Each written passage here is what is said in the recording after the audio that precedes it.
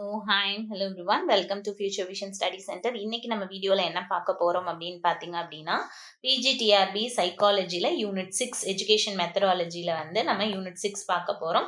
So இதனுடைய topic என்ன அப்படின்னு பார்த்தீங்க அப்படின்னா இன்டெலிஜென்ஸ் அண்ட் பர்சனாலிட்டி. ஓகேங்களா, நுண்ணறிவு மற்றும் ஆளுமை அப்படின்றத தான் நம்ம இந்த வீடியோல நம்ம பார்க்க போறோம். இந்த யூனிட்ல நம்ம பார்க்க போறோம். ஸோ இந்த யூனிட்ல நம்ம என்னென்னலாம் பார்க்க போறோம் அப்படின்னு பார்த்தீங்க அப்படின்னா சைக்கலாஜிக்கல் ஆட்ரிபியூட்ஸ் அப்படின்னா என்ன அப்படின்னா உளவியல் கூறுகள். ஓகே, ஒரு லேர்னருடைய உளவியல் கூறுகள் என்னென்னவா இருக்கும். ஓகேவா, ஒரு லேர்னிங் நடக்கணும், ஒரு டீச்சிங் லேர்னிங் ப்ராசஸ் நடக்கணும்னா அங்க என்னென்ன உளவியல் பண்பு கூறுகள்லாம் இருக்கணும் அப்படின்றது சொல்றாங்க. காக்னிட்டிவ் எபிலிட்டிஸ், காக்னிட்டிவ்னா திங்கிங். ஓகே, அட்டென்ஷன் அப்படின்னா கவனம், இன்ட்ரெஸ்ட் அப்படின்னா ஆர்வம், மோட்டிவேஷன் அப்படின்னா ஊக்கப்படுத்துதல், ஆப்டிடியூட் அப்படின்னா திறமை சார்ந்தது, ஆட்டிடியூட் அப்படின்னா நம்மளுடைய பழக்க வழக்கங்கள் சார்ந்தது, value systems, what are all the values we inbuilt in our personality அப்படின்றது நம்ம பார்க்க போகிறோம். ஸோ இதில் வந்து மோட்டிவேஷனில் மாஸ்லோவோட hierarchical theory of human needs வந்து ரொம்ப ரொம்ப இம்பார்ட்டன்ட். இதுலேருந்து கொஸ்டின் வர்றதுக்கு நிறைய வாய்ப்பு இருக்குது. Achievement motivation. ஸோ மோட்டிவேஷன்னா என்ன, அச்சீவ்மெண்ட் மோட்டிவேஷன்னா என்ன, ஒரு விஷயத்த செஞ்சு முடிக்கணும். எதுக்கு வேணால் நம்ம ஊக்கப்படுத்திக்கலாம். படுத்திருக்கலாம், நம்ம ரொம்ப டயர்டாக இருக்கலாம், ஐயோ எந்திரிச்சு நம்ம வந்து எந்திரிச்சு உட்காரணும் அப்படின்னு கூட நம்ம நினைக்கலாம். ஆனா ஒரு விஷயத்தை ஃபிக்ஸ் பண்ணிட்டு அதை செஞ்சு முடிக்கணும் அப்படின்றது achievement motivation. So that is some slight difference between motivation and achievement motivation. ஓகேங்களா, அதுக்கப்புறம் வந்து இன்டெலிஜென்ஸ், பர்சனாலிட்டி, இது எல்லாமே சைக்கலாஜிக்கல் ஆட்ரிபியூட்ஸில் வரும். ஸோ இன்டெலிஜென்ட் பேசிஸை பார்க்கும்போது what all the theories, what is intelligence, what all the theories that related to intelligence, நுண்ணறிவுனா என்ன, அதனுடைய தியரிஸ் என்னென்ன இருக்குது. சிங்கிள் தியரி, தட் இஸ் ஒற்றை காரணி கோட்பாடு, டபுள் ஃபேக்டர் இரட்டை காரணி கோட்பாடு, ட்ரையரார்கிக், குரூப் ஃபேக்டர். இதுக்கெல்லாம் நான் தமிழ் டேர்ம் உங்களுக்கு மெட்டீரியலில் கிடைக்கும், பட் எனக்கு தமிழ் டேர்ம் கரெக்டாக தெரியாதனால we just go through the introduction பார்ட்டில் மட்டும். ஓகே, மல்டி ஃபேக்டர், கில்ஃபோர்டோட ஸ்ட்ரக்சர் ஆஃப் இன்டெலெக்ட். ஸோ இதில் ரொம்ப முக்கியமானதுன்னா இந்த 2 ஃபேக்டரும் கில்ஃபோர்டோடைய ஸ்ட்ரக்சர் ஆஃப் இன்டெலெக்ட், இது ரெண்டில் தான் அடிக்கடி கொஷின்ஸ் வருது. ஓகேங்களா, ஓகே.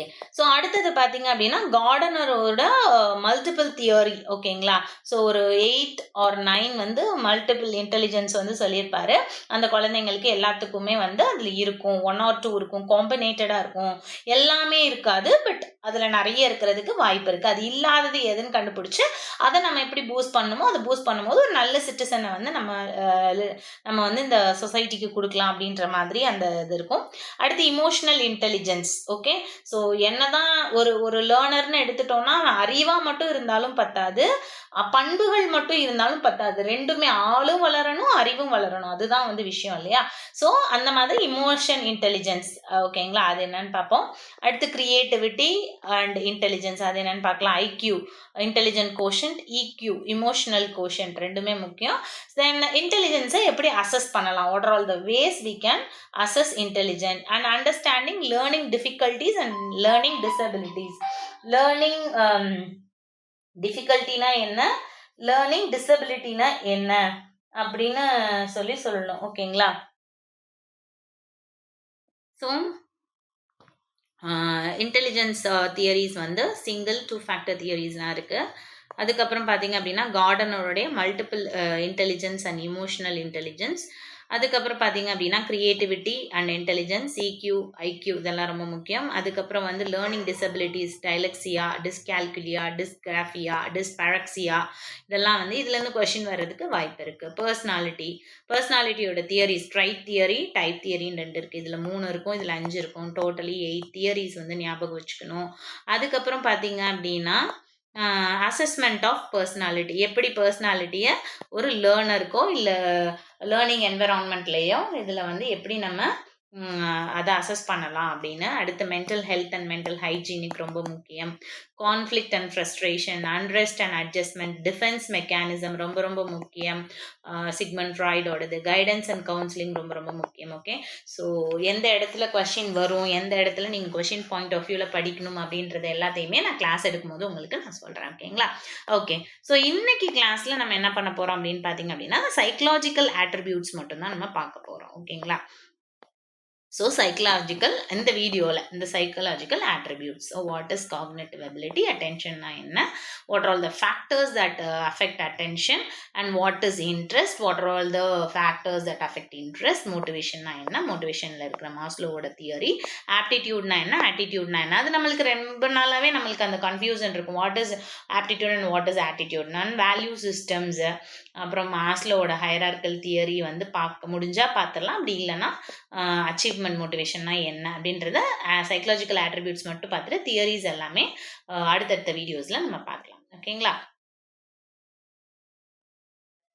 ஸோ பாருங்க, சைக்கலாஜிக்கல் ஆட்ரிபியூட்ஸ், காக்னிட்டிவ் எபிலிட்டி, அறிவாற்றல் திறன்கள். Okay, so cognitive abilities refer to mental capabilities like thinking, reasoning, memory and problem solving. So cognitive எபிலிட்டிஸ்னா என்னது? Thinking, reasoning. திங்கிங்னா நினச்சி பார்க்குறது, ரீசனிங்னா பகுத்தறிவோட எது நல்லது எது கெட்டதுன்னு நினச்சி பார்க்குறது, மெமரி எது மெமரி கொண்டு போகலாம், எது ஜஸ்ட் சென்சுவல் அப்சர்ப்ஷன்லேயே விட்டுறலாம், அண்ட் ப்ராப்ளம் சால்விங். ஸோ நம்மளுக்கு ஒரு ப்ராப்ளம் வரும்போது அதை எப்படி சால்வ் பண்ணுறது பை யூஸிங் காக்னிட்டிவ் எபிலிட்டிஸ் அப்படின்றது தான் இந்த அறிவாற்றல் திறன் அப்படின்னு சொல்கிறாங்க. அறிவாற்றல் திறன்கள் என்பது சிந்தனை, தீர்மானம், நினைவாற்றல் மற்றும் பிரச்சனைகளை தீர்க்கும் மனத்திறன்கள் ஆகும் அப்படின்னு சொல்கிறாங்க. They are essential of learning. So இப்போ பார்க்குற நம்ம சைக்கலாஜிக்கல் ஆட்ரிபியூட்ஸ் அப்படின்ற டைட்டில் கீழே பார்க்குற எல்லாமே for learning, understanding and adapting சிச்சுவேஷன்ஸ்க்கு ரொம்ப ரொம்ப முக்கியம். அது எந்த அளவுக்கு வந்து ஹெல்ப் பண்ணுது அப்படின்றது தான் நம்ம பார்க்க போகிறோம். ஓகேங்களா? ஓகே, ஸோ இந்த காக்னிட்டிவ் எபிலிட்டி அப்படின்னு சொல்லும் போதே நம்ம என்ன சொல்லுவோம் அப்படின்னா, இந்த சைக்கலாஜிக்கல் ஆட்ரிபியூட்டோட ஒரு பேசிக் கீ காம்போனன்ட்னா ரொம்ப முக்கியமான ஒரு உட்கூறு அப்படின்னு சொல்லுவாங்க. ஓகேவா? ஸோ சைக்கலாஜிக்கல் ஆட்ரிபியூட்ஸோட கீ காம்போனன்ட் எது அப்படின்னு பார்த்தீங்க அப்படின்னா காக்னிட்டிவ் எபிலிட்டி. ஸோ இது எதெல்லாம் கான்ட்ரிபியூட் பண்ணுது அப்படின்னா திங்கிங், நினைத்தல், ரீசனிங் ஆல்ரெடி கொடுத்துருக்காங்க, ரீசனிங், ப்ராப்ளம் சால்விங், மெமரி, இது எல்லாமே கொடுத்துருக்காங்க இல்லையா? ஸோ இதில் இல்லாதது வந்து லேர்னிங். இதுக்கு ரொம்ப ரொம்ப முக்கியம் அப்படின்னு சொல்லிட்டு ஒரு 4-5 கீ ஃபேக்டர்ஸ் இது எல்லாத்துக்குமே காக்னிட்டிவ் எபிலிட்டிஸ்க்கு ரொம்ப முக்கியம் அப்படின்னு சொல்கிறாங்க. ஸோ இந்த காக்னிட்டிவ் எபிலிட்டிஸ் என்ன பண்ணுது அப்படின்னு பார்த்தீங்க அப்படின்னா, இந்த காக்னிட்டிவ் எபிலிட்டிஸ் ஆர் ஸ்கில்ஸ். இது ஒன்னொன்றுமே ஒவ்வொரு ஸ்கில். திங்கிங்கிறது ஒரு ஸ்கில், ரீசனிங் அப்படின்றது ஒரு ஸ்கில், மெமரி அப்படின்றது ஒரு ஸ்கில், ப்ராப்ளம் சால்விங் அப்படின்றது ஒரு ஸ்கில். இந்த ஸ்கில் எல்லாமே என்ன பண்ணுது அப்படின்னா, it is essential for day to day task. Daily பண்ணுற லேர்னிங்கில் மட்டும்தான் முக்கியம் இல்லை. லேர்ன் பண்ணாமல் எஜுகேஷன் என்விரான்மெண்ட்டே இல்லாத ஒரு ஆளுக்கு கூட இந்த காக்னிட்டிவ் எபிலிட்டிஸ் அப்படின்றது ரொம்ப முக்கியம். ஓகே, இந்த உலகத்தில் வாழ்கிறதுக்கு காக்னிட்டிவ் எபிலிட்டிஸ் அப்படின்றது ரொம்ப முக்கியம் அப்படின்னு சொல்கிறாங்க. ஸோ இந்த காக்னிட்டிவ் எபிலிட்டிஸ் வந்து நம்ம நேச்சுரலி பிரெயினில் இருக்கிற ஒரு ப்ராசஸ் தான் அப்படின்னு சொல்கிறாங்க. அடுத்து வந்து நீங்கள் எப்பயுமே ஒரு பிறந்த குழந்தைக்கு கூட அந்த காக்னிட்டிவ் எபிலிட்டி இருக்கும். ஆனால் அதை ஃபர்தராக டெவலப் பண்ணுறதுல தான் இந்த எஜுகேஷன் அப்படின்றது வந்து ஒரு பெரிய ரோல் வந்து எடுத்துக்குது அப்படின்னு சொல்கிறாங்க. ஸோ அதுதான் வந்து என்னதுன்னா cognitive ability. So cognitive ability is nothing but just thinking. Okay, அதை மட்டும் ஞாபகம் வச்சுக்கோங்க. ஓகே, அடுத்தது பார்த்தீங்க அப்படின்னா attention. Okay, so cognitive abilities இருக்குது. அதுக்கப்புறம் வந்து பார்த்தீங்க அப்படின்னா அட்டென்ஷன்னா நம்மளுக்கு என்னன்னு தெரியும், கவனம். Attention is the ability to concentrate on a particular stimulus while ignoring others. So just imagine பண்ணுங்க, அட்டென்ஷன் அப்படின்னா என்னன்னா, நீங்கள் ஜஸ்ட் இப்படி உட்காந்துருக்கீங்க. ஓகே, உங்களுக்கு முன்னாடி நிறைய பொருள், நிறைய விஷயங்கள் நடந்துட்டு இருக்கு. ஓகே, நீங்கள் கிளாஸ் கவனிச்சுட்டு இருந்தாலும் உங்கள் வீட்டில் உங்கள் அம்மா டிவி பார்த்துட்டு இருக்கலாம், இல்லை குழந்தைங்க டிவி பார்த்துட்டு இருக்கலாம், ஹஸ்பண்ட் ஏதாவது பண்ணிட்டு இருக்கலாம், அம்மா அப்பா ஏதாவது பண்ணிட்டு இருந்துருக்கலாம், உங்கள் முன்னாடி நாய் குலைக்கலாம், காக்கா கத்தலாம், நிறைய ஸ்டிமுலஸ். ஓகேவா? இது எல்லாமே ஸ்டிமுலஸ்ன்னு சொல்லுவாங்க. ஸோ இந்த நிறைய தூண்டல்கள், தமிழில் வந்து தூண்டல்கள்னு சொல்லுவாங்க. ஸோ இந்த நிறைய ஸ்டிமுலஸ் என்ன பண்ணுது அப்படின்னு பார்த்தீங்க அப்படின்னா நம்ம முன்னாடி இருக்கு. ஆனால் நம்ம எதை சூஸ் பண்ணுறோம் அப்படின்றது தான் இந்த அட்டென்ஷன். நம்ம கிளாஸ் கவனிக்கணும்னு சூஸ் பண்ணோம்னா மற்ற எல்லாத்தையும் விளக்கிட்டு நம்ம எதுக்கு அட்டென்ஷன் கொடுக்குறோம், கிளாஸுக்கு. இல்லை அட் த சேம் டைம் நீங்கள் கிளாஸ் கவனிச்சுட்டு இருக்கும்போது உங்கள் ஃபேமிலி மெம்பர்ஸ் வந்து ஏதாவது பேசுகிறாங்க அப்படின்னா உங்கள் ஸ்டிமுலஸ் ஆட்டோமேட்டிக்காக அவங்க என்ன கேட்குறாங்கன்றதுக்கு ரெஸ்பான்ஸாக போயிடும். உங்களுடைய கிளாஸ் கவனிக்கிற அந்த ஸ்டிமுலஸ் வந்து கொஞ்ச நேரத்துக்கு டல் ஆயிரும். ஸோ அதுதான் அட்டென்ஷன் அப்படின்னு சொல்லுவாங்க. கவனம் என்பது ஒரு குறிப்பிட்ட ஊக்கத்தை குறிக்கோளாக கொண்டு, ஊக்கம் அப்படின்றத விட வந்து ஸ்டிமுலஸ் அப்படின்னா தூண்டல், ரெஸ்பான்ஸ்னா துலங்கல் அப்படின்னு சொல்லுவாங்க. எக்ஸாக்டாக வந்து சைக்காலஜியில் தூண்டல் துலங்கல் அப்படின்னு தான் யூஸ் பண்ணுவாங்க. ஸோ நீங்களும் எக்ஸாம்லேயும் தூண்டல் தான் வரும், ஊக்கம்னு வராது. ஓகேங்களா? ஸோ உங்கள் முன்னாடி இருக்க நிறைய தூண்டல்களில் எது நீங்கள் வந்து எந்த தூண்டலுக்கு தூண்டல்னா ஸ்டிமுலஸ். ஓகேவா? துலங்கல் அப்படின்னா ரெஸ்பான்ஸ். துலங்கல் அப்படின்னா என்னது? ரெஸ்பான்ஸ். ஓகே. ஸோ எந்த தூண்டலுக்கு நீங்கள் ரெஸ்பான்ஸ் கொடுக்கணும், எந்த தூண்டலுக்கு நீங்கள் துலங்கல் அளிக்கணும் அப்படின்றதுல தான் இந்த அட்டென்ஷன் இருக்குது அப்படின்னு சொல்கிறாங்க. ஸோ மற்றவற்றை புறக்கணிக்கணும்.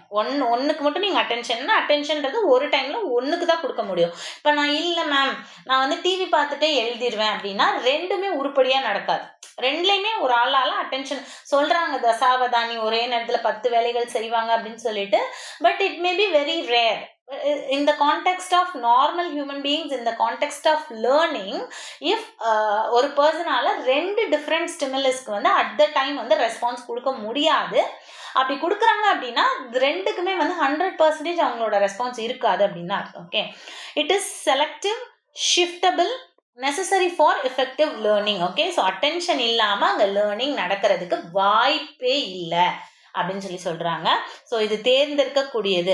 நம்ம முன்னாடி இருக்க நிறைய அந்த ஸ்டிமுலஸில் எது நமக்கு தேவை அப்படின்றத நம்ம தேர்ந்தெடுப்போம்.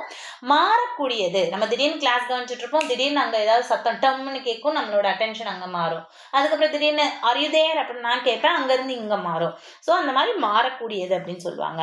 ஸோ மேலும் பயனுள்ள கற்றலுக்கு அவசியமானது. ஸோ லேர்னிங்க்கு ரொம்ப ரொம்ப ரொம்ப ரொம்ப முக்கியமான ஃபேக்டர் என்னது அப்படின்னு பார்த்தீங்க அப்படின்னா அட்டென்ஷன் அப்படின்னு சொல்கிறாங்க. ஸோ இந்த அட்டென்ஷனுடைய டெஃபனிஷன் பார்த்தீங்க அப்படின்னா ரொம்ப முக்கியமான ஒரே ஒரு டெஃபனிஷன் மட்டும் நான் கொடுக்குறேன். ஸோ டெஃபனிஷன் இங்கிலீஷில் கொடுக்குறேன், யூ ஜஸ்ட் அண்டர்ஸ்டாண்ட். ஓகேங்களா? ஓகே.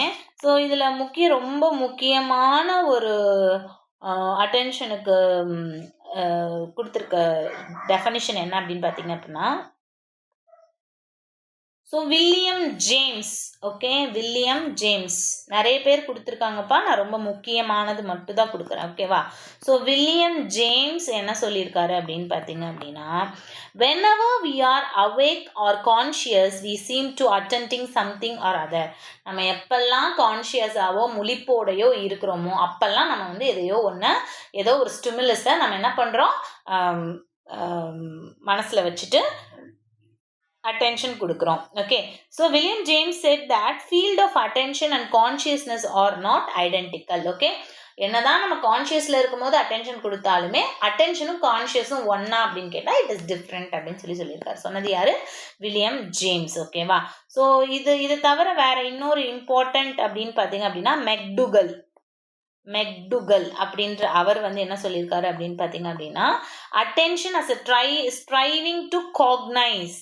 ஓகே. ஸ்ட்ரைவிங்னா கண்டினியூஸாக முயற்சி பண்ணிகிட்டே இருக்கிறது. ஸ்ட்ரைவிங் டு காக்னைஸ்னா என்னது? திங்க் பண்ணுறது. ஓகே. ஸ்ட்ரைவிங் கஷ்டப்பட்டு என்ன பண்ணுறது, அதை பற்றி திங்க் பண்ணுறது தான் அட்டென்ஷன் அப்படின்னு சொல்கிறாங்க. ஓகே. ஸோ இதுதான் அட்டென்ஷன். ஸோ அட்டென்ஷனுக்குன்னு சில தியரிஸ் இருக்குது. Selection theory of attention. நமக்கு முன்னாடி நிறைய ஸ்டிமுலஸ் இருக்கும், அதில் எது நம்மளுக்கு முக்கியன்ற ஸ்டிமுலஸை நம்ம செலக்ட் பண்ணி அட்டென்ஷன் பண்ணுவோம் அப்படின்றது தான் செலெக்ஷன் தியரி. ஹெப்ஸ் தியரின்னா அவர் என்ன சொல்கிறாரு அப்படின்னு பார்த்தீங்க அப்படின்னா, அட்டென்ஷன் அப்படின்றது வந்து நம்மளோட பிரெயினில் செரிப்ரல் கார்டெக்ஸ். ஒரு நிமிஷம். செரிப்ரல் அப்படின்றது ஒரு செரிபலம் அப்படின்னு தமிழில் சொல்லுவாங்க. செரிப்ரல் கார்டெக்ஸில் வந்து இன்னேட்டா நம்ம பிறந்ததுலேருந்தே நடக்கிற ஒரு விஷயம் அப்படின்னு சொல்லிட்டு ஹெப்போட தியரி அட்டென்ஷன் பற்றி இருக்கும். இதில் ரொம்ப முக்கியமானது அட்டென்ஷன் அப்படின்னு பார்த்தீங்க அப்படின்னா Broadbent's theory. Okay. So Broadbent's theory. ஓகேவா? ஸோ ப்ராட்பென்ஸ் தியரி அப்படின்னா அது என்ன சொல்லுது அப்படின்னு பார்த்தீங்க அப்படின்னா, ஒன்றுமே இல்லை, நீங்கள் நிறைய இன்புட் உங்களுக்கு வரும், நீங்கள் அதை ஃபில்ட்ரு பண்ணி நீங்கள் வந்து கவனிக்கிறது தான் கவனிப்பு, அதுதான் தியரி அப்படின்னு சொல்கிறாங்க. ஸோ ஃபில்டர் அப்படின்ற டேர்ம் வந்தது அப்படின்னா அது ப்ராட்பென்ஸ் தியரி அப்படின்னு வச்சுக்கோங்க. ஓகேவா? ஸோ இதுதான் வந்து அட்டென்ஷன்.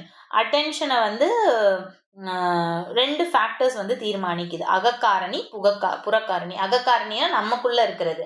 லைக் நம்மளோட உடம்பு சரியில்லாமல் இருக்கிறது, நம்ம வீட்டில் சண்டை போட்டிருந்தோம்னா, இல்லை நம்மளுக்கு அந்த பர்டிகுலர் சப்ஜெக்ட் பிடிக்கல அப்படின்னா, இல்லை ஒரு விஷயத்த படிக்கிறதுக்கு போதுமான சோர்ஸ் இல்லை அதை விட முக்கியமான வேலை ஏதோ ஒன்று இது பண்ணிக்கிட்டு இருக்கு, இல்லை நம்மளுக்கு பிடிச்ச படம் ஒன்று போடுறாங்க, இல்லை நம்ம எங்கேயாவது வெளியில் போகிற மாதிரி இருக்கும், இல்லை நம்ம வீட்டுக்கே கெஸ்ட் வந்துட்டாங்க, இதெல்லாம் வந்து அகக்காரணி. ஓகே.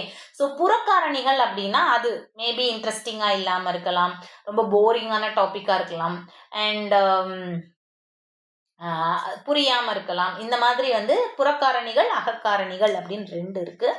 ஸோ அதனுடைய size, intensity, contrast, movement, frequency of repetition, இது எல்லாமே வந்து புறக்காரணி. ஓகே. உங்களுக்கு தெரியும், ஒரு ஒரு நம்மளாலே புரிஞ்சுக்க முடியும். அகக்காரணினா நம்மளுக்குள்ளேருந்து வர்றது, அதை வந்து என்னன்னு சொல்லுவாங்க அப்படின்னா இன்டர்னல் ஃபேக்டர்ஸ் அப்படின்னு சொல்லுவாங்க. வெளியிலேருந்து வரக்கூடிய காரணிகளை எக்ஸ்டர்னல் ஃபேக்டர்ஸ் அப்படின்னு சொல்லுவாங்க. ஸோ இதுதான் அட்டென்ஷன். அடுத்தது பார்த்தீங்க அப்படின்னா இன்ட்ரெஸ்ட். இன்ட்ரெஸ்ட் அப்படின்னா ஆர்வம். Okay. So interest is a psychological state of wanting to engage into learn or about something. Okay. So இது வந்து நம்ம அட்டென்ஷனோடைய ஒரு அகக்காரணினே நம்ம சொல்லலாம். நம்மளுக்குள்ளேருந்து இன்ட்ரெஸ்ட் வந்தால் தான் அங்கே லேர்னிங் நடக்கும் இல்லையா? ஸோ இதை வந்து அட்டென்ஷனோட ஒரு பார்ட்டாகவும் நம்ம எடுத்துக்கலாம். ஆர்வம் என்பது ஏதாவது ஒன்றில் ஈடுபடவோ கற்றுக்கொள்ளவோ விரும்பும் உளவியல் நிலையாகும். So internal factor of attention அப்படின்னு கூட எடுத்துக்கலாம். It enhances attention, motivation, learning outcomes. Okay. So எப்பயுமே ஃபர்ஸ்ட் என்ன வரணும் அப்படின்னு பார்த்தீங்க அப்படின்னா,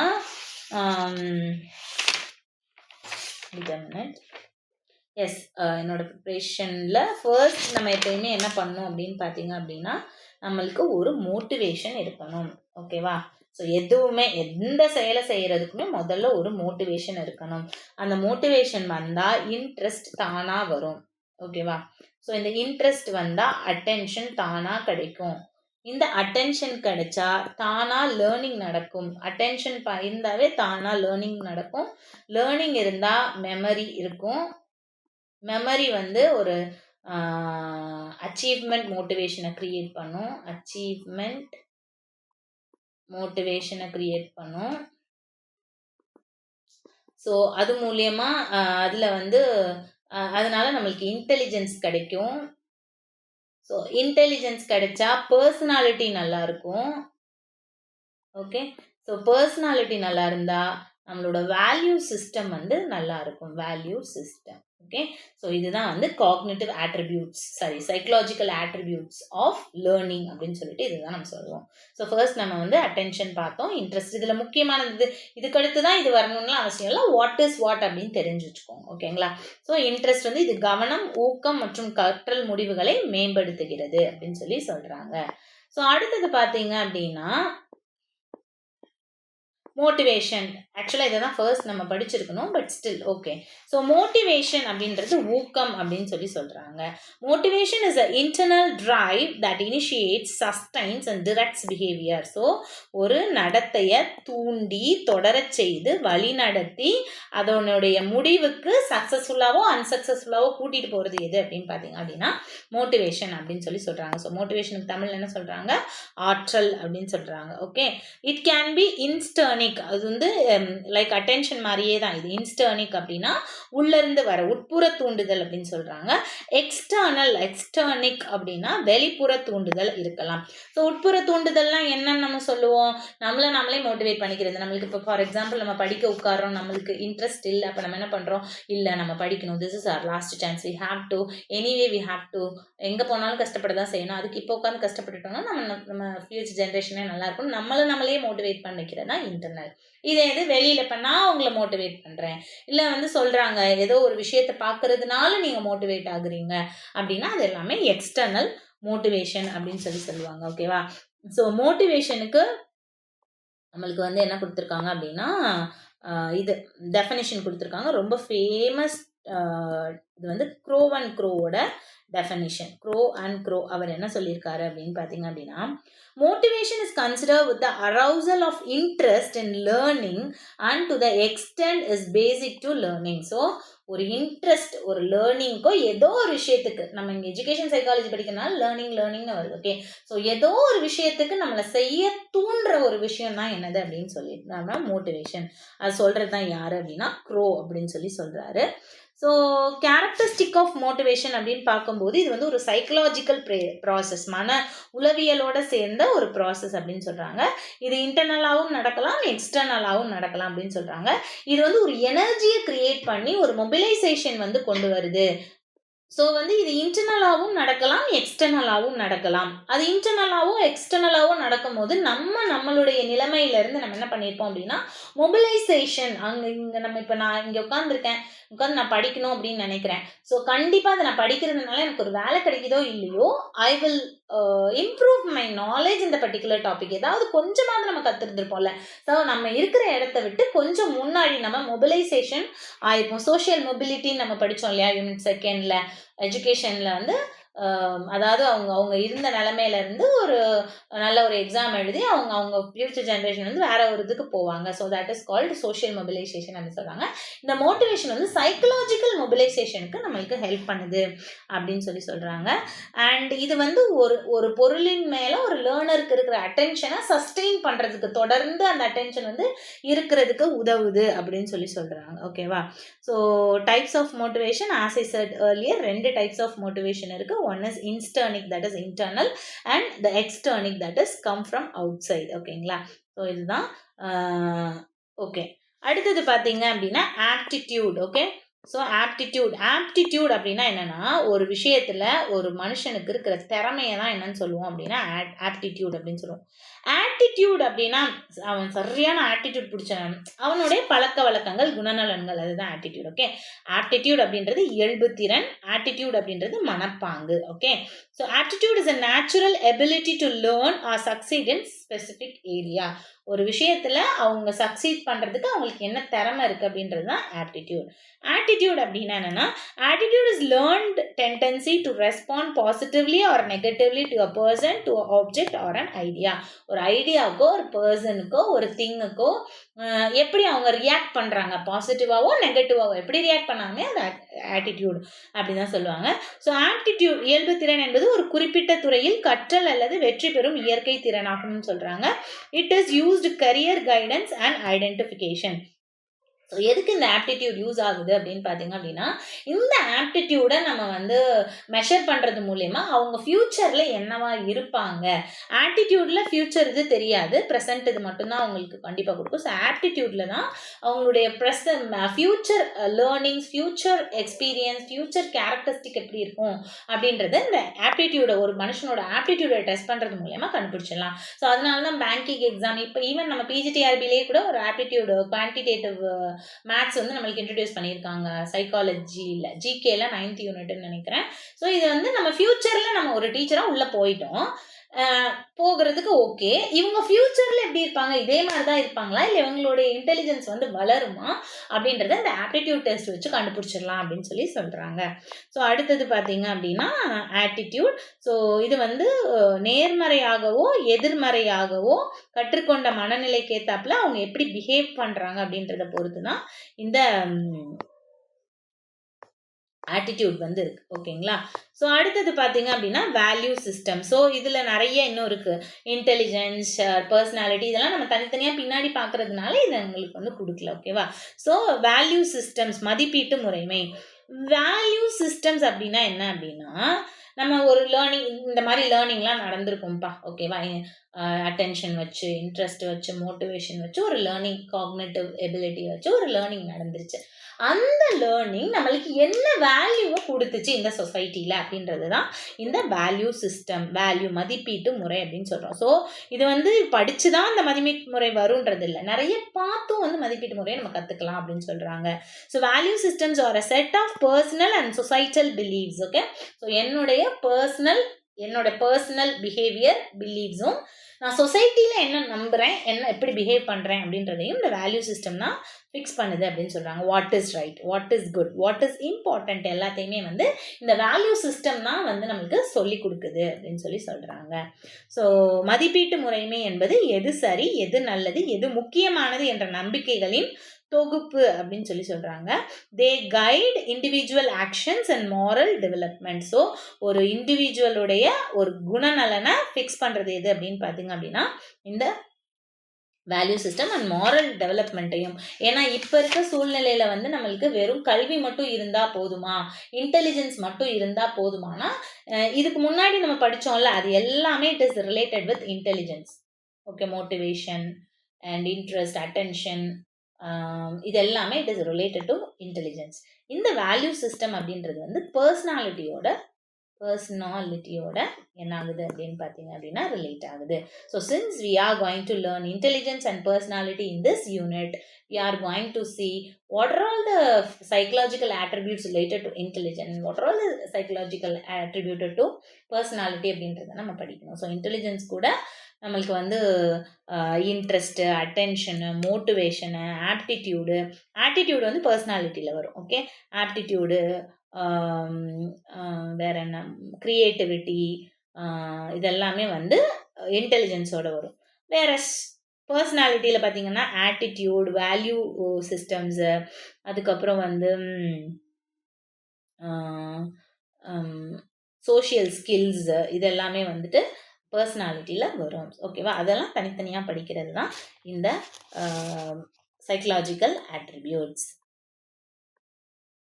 ஸோ இதில் இல்லாத சைக்கலாஜிக்கல் ஆட்ரிபியூட்ஸ் அப்படின்னு பார்த்தீங்க அப்படின்னா க்ரியேட்டிவிட்டி பின்னாடி வரும், பட் ஸ்டில் நான் இப்போ சொல்லிடுறேன். க்ரியேட்டிவிட்டி அப்படின்னா எப்படின்னா ஒரு நியூ இன்னோவேட்டிவ் ஸ்டைல், எல்லாரும் போகிற மாதிரி இல்லாமல் new innovative style of learner or thinking style அப்படின்றது தான் என்னன்னு சொல்கிறோம் அப்படின்னா க்ரியேட்டிவிட்டி அப்படின்னு சொல்கிறோம்.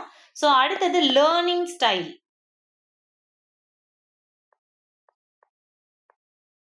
ஸோ அடுத்தது பார்த்தீங்க அப்படின்னா learning style. Okay, learning style எல்லாருக்கும் ஒரே லேர்னிங் ஸ்டைல் இருக்காது. சில பேர் ரொம்ப மக்கப் பண்ணுவாங்க, ரூட் மெமரி அப்படின்னு சொல்லுவோம். ஓகேவா, சில பேர் அண்டர்ஸ்டாண்ட் பண்ணி தான் படிப்பாங்க. ஓகேவா, சில பேர் என்ன பண்ணுவாங்க அப்படின்னா அண்டர்ஸ்டாண்ட் பண்ண மாட்டாங்க, அதுக்காக ரூட் மெமரியும் பண்ண மாட்டாங்க, ஷார்ட்கட்ஸ் வச்சு படிப்பாங்க. ஓகேவா, அண்ட் சில பேர் என்ன பண்ணுவாங்க அப்படின்னா அண்டர்ஸ்டாண்ட் பண்ணதை உடனே அப்ளை பண்ணி பார்ப்பாங்க மறக்காமல் இருக்கிறதுக்கு. ஓகே, ஸோ தேர் ஆர் அம்டி of learning styles available in the process call learning. ஓகேங்களா, ஓகே. ஸோ அதுக்கப்புறம் பார்த்தீங்க அப்படின்னா சோஷியல் ஸ்கில்ஸ் ரொம்ப முக்கியமானது. Social skills. So social skills அப்படின்னா என்ன அப்படின்னா ஒரு கம்யூனிட்டி ஆர் சொசைட்டி கூட, sorry for the disturbance. Okay, so social skills அப்படின்னா என்ன அப்படின்னு பார்த்தீங்க அப்படின்னா ஒரு லேர்னர் எல்லாத்தையும் லேர்ன் பண்ணாலும் ஒரு சொசைட்டி கூட எப்படி கம்யூனிகேட்டடாக இருக்கிறது, எப்படி அது கூட அட்ஜஸ்ட் பண்ணி போகிறது, கம்யூனிகேஷன், அட்ஜஸ்ட்மெண்ட். ஓகேவா, அதே மாதிரி இன்ஜஸ்டிஸ், ஜஸ்டிஃபைடாக எப்படி நடந்துக்கிறது, ஃபஸ்ட்டு ஒருவேளை அவர் கண்ணு முன்னாடி இன்ஜஸ்டிஸ் நடந்தால் அதை எப்படி தட்டி கேட்குறது, இது எல்லாமே சோஷியல் ஸ்கில்ஸில் வரும். ஓகேங்களா, ஸோ இதையுமே அந்த லேர்னர் வந்து என்ன பண்ணணும் அப்படின்னா நல்லா கற்றுக்கணும். ஸோ சைக்கலாஜிக்கல் ஆட்ரிபியூட்ஸ் என்ன பண்ணுது அப்படின்னா இந்த சைக்கலாஜிக்கல் ஆட்ரிபியூட்ஸ் எல்லாமே ஒன்னோட ஒன்று இன்டர் கனெக்ட். ஓகே, ஸோ ஒன்று இல்லாமல் இன்னொரு மட்டும் நம்ம அவைல் பண்ணியிருந்தோம்னா it is waste of learning. ஓகேவா, ஸோ லேர்னிங் எக்ஸ்பீரியன்ஸையும் பர்சனல் டெவலப்மெண்ட்டையும் ஓவராலாக இன்டர் கனெக்டடாக டெவலப் பண்ணுறது தான் என்ன அப்படின்னு பார்த்தீங்க அப்படின்னா இந்த சைக்கலாஜிக்கல் ஆட்ரிபியூட்ஸ். ஓகேவா, ஸோ இன்னைக்கு வீடியோவில் நம்ம what are all the psychological attributes we have seen, அதை வந்து நல்லா பார்த்துக்கோங்க. அண்ட் நம்ம வந்து அடுத்தது இதில் மோட்டிவேஷன் பார்த்தோம் இல்லையா, மோட்டிவேஷனில் ஃபர்ஸ்ட் தியரி மாஸ்லோவுடைய ஹையரார்க்கியல் தியரி வந்து பார்க்கலாம். பார்த்துட்டு நம்ம அடுத்தடுத்து இந்த யூனிட்டை நம்ம சீக்கிரம் முடிச்சிடலாம். ஓகேங்களா, தேங்க்யூ.